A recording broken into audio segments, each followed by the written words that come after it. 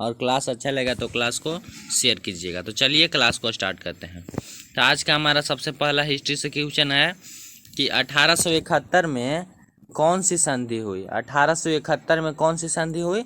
तो फ्रैंकफर्ट की संधि हुई। कौन सी संधि? फ्रैंकफर्ट की संधि। और इसी क्वेश्चन को पलट के पूछ सकता है कि फ्रैंकफर्ट की संधि कब हुई? तो 1871 में। याद हो जाएगा।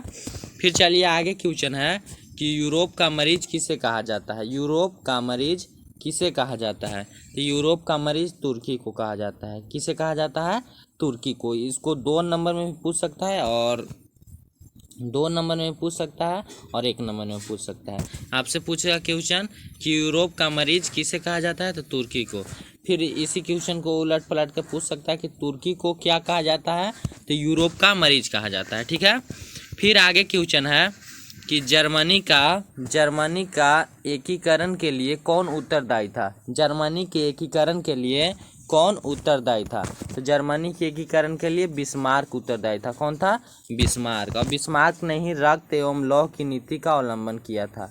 रक्त एवं लौह की नीति का अवलंबन किसने किया था? तो बिस्मार्क ने। फिर आगे है कि इटली के एकीकरण के विरुद्ध कौन सा देश था। इटली के एकीकरण के विरुद्ध कौन सा देश था? तो ऑस्ट्रिया था। कौन सा देश? ऑस्ट्रिया। जिसका चांसलर कौन था? ऑस्ट्रिया का चांसलर कौन था? मेटरनिक था। याद रखिएगा, ऑस्ट्रिया का चांसलर मेटरनिक था। याद हो जाएगा। फिर आगे है कि जर्मनी के एकीकरण का प्रमुख वास्तुकार कौन था। जर्मनी के एकीकरण का प्रमुख वास्तुकार कौन था? तो बिस्मार्क ही था। कौन था? बिस्मार्क। याद हो जाएगा। फिर चलिए आगे क्वेश्चन है कि रक्त एवं लौह की नीति का अवलंबन किसने किया? अभी हम आपको बताएं, रक्त एवं लौह की नीति का अवलंबन किसने किया? तो बिस्मार्क ने। किसने? बिस्मार्क ने। फिर है कि यंग यूरोप के संस्थापक कौन थे? यंग यूरोप के संस्थापक कौन थे? तो यंग यूरोप के संस्थापक मेजनी थे। कौन थे? मेजनी। यहीं से और क्वेश्चन पूछता है कि यंग इटली के संस्थापक कौन है। यंग इटली के संस्थापक कौन थे? तो यंग इटली के संस्थापक भी हो जाएंगे मेजनी। कौन हो जाएंगे? मेजनी हो जाएंगे। याद रखिएगा, यंग इटली पूछे चाहे यंग यूरोप पूछे, उसके संस्थापक हो जाएंगे मेजनी। ठीक है। फिर है कि टीपू सुल्तान कहाँ का शासक था। टीपू सुल्तान कहाँ का शासक था? तो टीपू सुल्तान मैसूर का शासक था। कहाँ का? मैसूर का शासक था टीपू सुल्तान। ठीक है। फिर है कि किस युद्ध के बाद जर्मनी का एकीकरण हुआ। किस युद्ध के बाद जर्मनी का एकीकरण हुआ?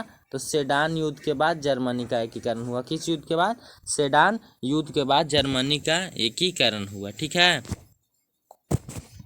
फिर है कि गैरीबाल्डी पेशे से क्या था। गैरीबाल्डी पेशे से क्या था? तो गैरीबाल्डी पेशे से एक नाविक था। क्या था? गैरीबाल्डी पेशे से क्या था? तो नाविक था। याद हो जाएगा आप सभी को। और आप सभी को एक होमवर्क में देते हैं हम कि गैरीबाल्डी से नहीं क्वेश्चन देंगे, हम देंगे कि बिस्मार्क का जन्म कब हुआ। आप लोग कमेंट करके हमको बताइएगा बिस्मार्क का जन्म कब हुआ। आपको कमेंट करके बताना है और कहाँ हुआ यह भी कमेंट करके बताना है। तो चलिए इस क्लास को हम यहीं पर बंद करते हैं और बंद करने से पहले कुछ जानकारी दे देते हैं। अगर इसका नोट्स लेना होगा तो आप हमारे व्हाट्सएप ग्रुप में जुड़ सकते हैं, जिसका लिंक नीचे डिस्क्रिप्शन में दिया हुआ है। तो चलिए क्लास को बंद करते हैं। तब तक के लिए जय हिंद, जय भारत।